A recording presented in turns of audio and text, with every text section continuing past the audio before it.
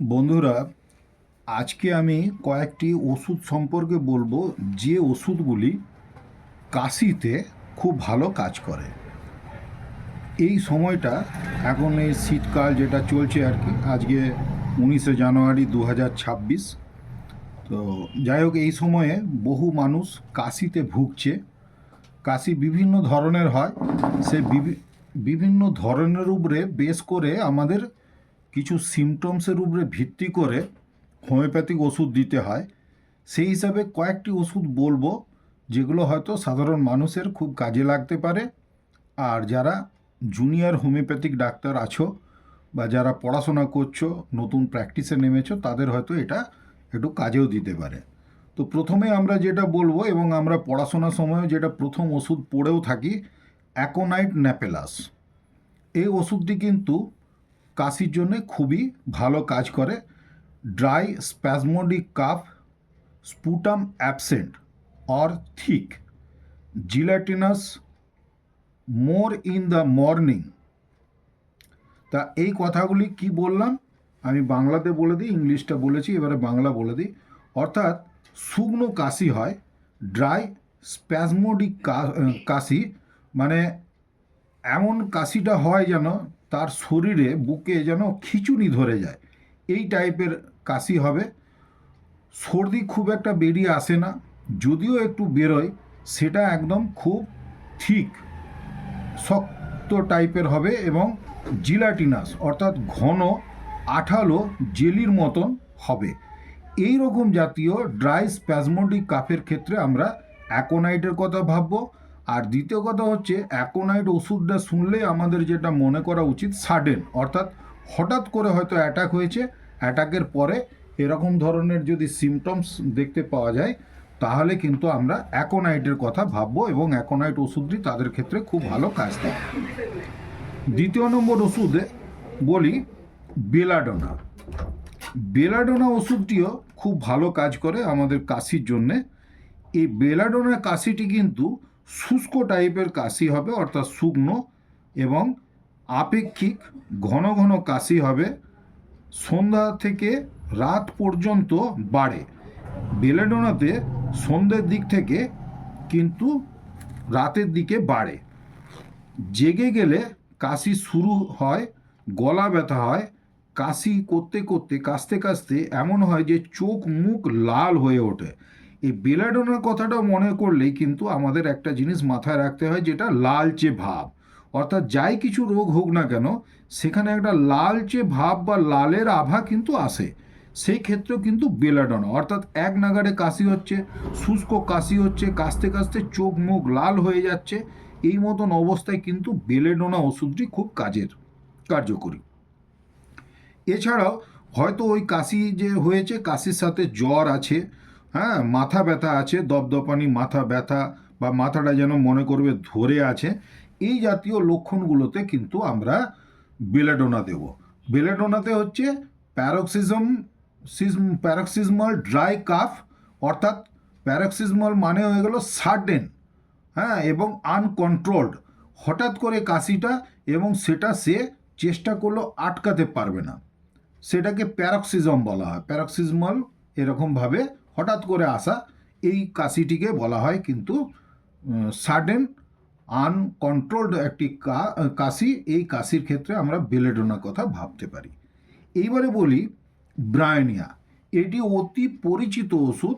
Bryonia আমাদের হোমিওপ্যাথিতে কাশি হলে Bryonia লাগে, এটি ম্যাক্সিমাম মানুষও জানে, ডাক্তাররা তো জানেই। তো ব্রায়োনিয়ার ক্ষেত্রে কি মাথায় রাখতে হবে, এই ক্ষেত্রে কিন্তু ড্রাই কাফ, এবং এটি কথা বলতে গেলে বেড়ে যায়, আর বুকে একটা চাপ ভাব লাগে, এবং তার সঙ্গে আমি বলি বুকে সে চাপ দিয়ে ধরে কাশতে চাইবে, চাপ দিলে তার আরাম লাগে।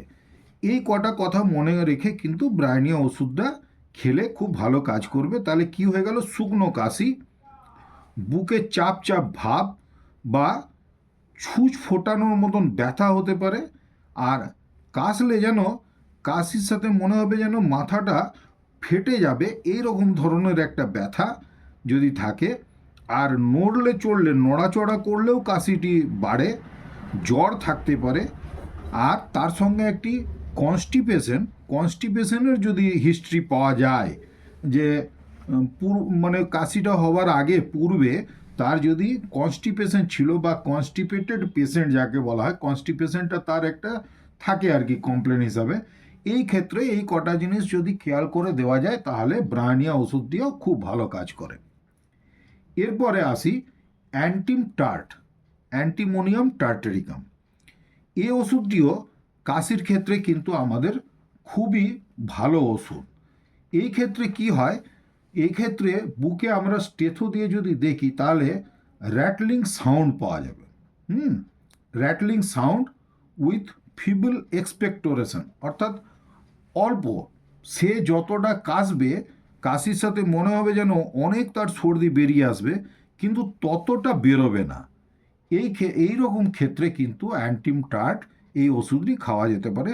সরল সাধারণ কাশি, বুকের ভেতরে যেন শ্লেষা ঘড়ঘড় করছে, ঘড়ঘড় শব্দ করবে, কিন্তু অতটা যে মনে করছে ততটা কিন্তু গলায় উঠে আসবে না।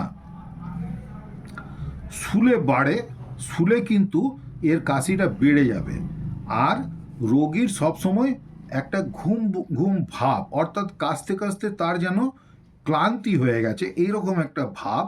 আর এই কাশিটা বেশিরভাগ সময় যে পেশেন্টের ক্ষেত্রে হয় তাদের হয়তো নিউমোনিয়া হয়েছে, ব্রঙ্কাইটিস আছে, এই সবের সঙ্গে তার কাশিটা, তাহলে অর্থাৎ এটা যদি ডায়াগনোসিস হয়ে আমাদের কাছে পেশেন্ট আসতে পারে, অথবা আমাদেরকে ডায়াগনোসিস করেও নিতে হতে পারে, কেননা নিউমোনিয়া ব্রঙ্কাইটিস এগুলো একটু ডেঞ্জারাস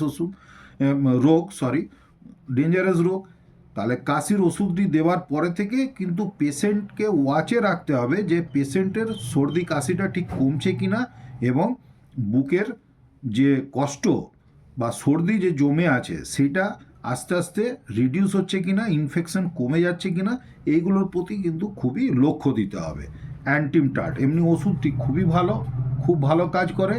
হ্যাঁ, সাফোকেটিভ অ্যাটাক বলা হয়, কাফ উইথ সাফোকেটিক অ্যাটাক, মানে একটা সাফোকেশন থাকবে, তার মানে শ্বাস নিতে যেন কষ্ট হবে। ওই বললাম যে নিউমোনিয়া ব্রঙ্কাইটিস এগুলোতে যেমন হয় চাপ ভাব, এই ক্ষেত্রে কিন্তু আমরা অ্যান্টিম টার্ট ওষুধটির কথা ভাবতে পারি। আরেকটি ওষুধের কথা বলবো, সেটি হচ্ছে ইপিকাক। ইপিকাকেও কিন্তু আমাদের খুবই ভালো ওষুধ ইপিকাক। এটি বুকের ভেতরে সাঁই শব্দ করে, সাঁই শব্দ, কাশলে সাঁই শব্দ, এমন শব্দ হতে পারে যে সেটা হয়তো বাইরে থেকেও আমরা অনুভব করতে পারবো। এইরকম কাশি যদি হয়ে যায়, এরকম কাশলে, এবং তার সঙ্গে শ্লেষা থাকবে, শ্লেষা উঠতেও পারে, আবার মানে নাও উঠতে পারে, কিন্তু তার একটা সঙ্গে ইপিকাক ওষুধ আমাদের মাথায় এলে মনে রাখতে হবে একটা বমি ভাব তার থাকতে পারে। বমি ভাব, আর কাশলে তার মনে হবে যে যেন কাশি সাথে অনেকটি সর্দি উঠে আসবে কিন্তু উঠবে না। সেই ক্ষেত্রে কি হবে, কাশতে কাশতে তার মনে হবে যেন বমি বেরিয়ে আসছে, এবং বমিটাও হয়তো হবে না, বমি হয়ে গেলে সে কিন্তু আরাম পাবে, কিন্তু সেটাও হয় না। আর বাচ্চাদের ক্ষেত্রে কি হয়, হাঁপানি থাকতে পারে, ইপিকা কেসের ক্ষেত্রে হাঁপানি থাকবে, হাঁপানির সাথে সাঁই শব্দ এবং কাশি হচ্ছে, হুপিং কাশিতেও এটি খুব কাজে দেয়। তাহলে বন্ধুরা, আজকে মানে এমনি কাশির তো ওষুধ অনেক, কিন্তু আপাতত আজকে যে কটি ওষুধ বললাম এই কটি শুনে তোমরা নিজেরাও আরও পড়াশোনা করে দেখে নিয়ে ওষুধ দিতে হবে। ওষুধ তো মানে শুনে তো দেওয়া যায় না, এটা জাস্ট একটু এডুকেশনাল পারপাসে আমি ভিডিওটা বানালাম। তোমাদের যদি একটু সুবিধা হয় বা এই ওষুধগুলো তোমরা আরও ভালো করে পড়াশোনা করবে, আমার দীর্ঘ প্র্যাকটিস লাইফে আমি এই ওষুধগুলি ব্যবহার করে খুব উপকার পেয়েছি, তাই তোমাদেরকে একটু আমি গাইড করবার চেষ্টা করলাম, আর কিছু নয়। তো যাই হোক বন্ধুরা, যদি এই ভিডিওটি তোমাদের উপকারে আসে তাহলে তোমরা ভিডিওটিতে একটি লাইক করে দিও, আর বন্ধু বান্ধব ও ফ্যামিলি মেম্বারদের মধ্যে শেয়ার করে দিতে পারো। আর আমার চ্যানেলে যদি নতুন হয়ে থাকো তাহলে সাবস্ক্রাইব করে নেবে আর বেল আইকনটা অন করে রাখবে। আমি কিন্তু এরকম এডুকেশনাল ভিডিও আমি বেশ কিছু দিয়েছি, আরও দেবার মনোভাব আছে আগামী দিনে। তোমাদের হয়তো সেই ভিডিওগুলো উপকারে লাগতে পারে। আর কমেন্টস করতেও ভুলো না, কমেন্টস দেবে। যদি আরও কিছু তোমরা জানতে চাও কোনো কিছু রোগের উপরে, সেটা বলবে, আমি সেগুলোর উপরেও ভিডিও বানাবার চেষ্টা করব। Thank you. প্রত্যেকে খুব ভালো থেকো, শরীরের উপরে যত্ন নিও।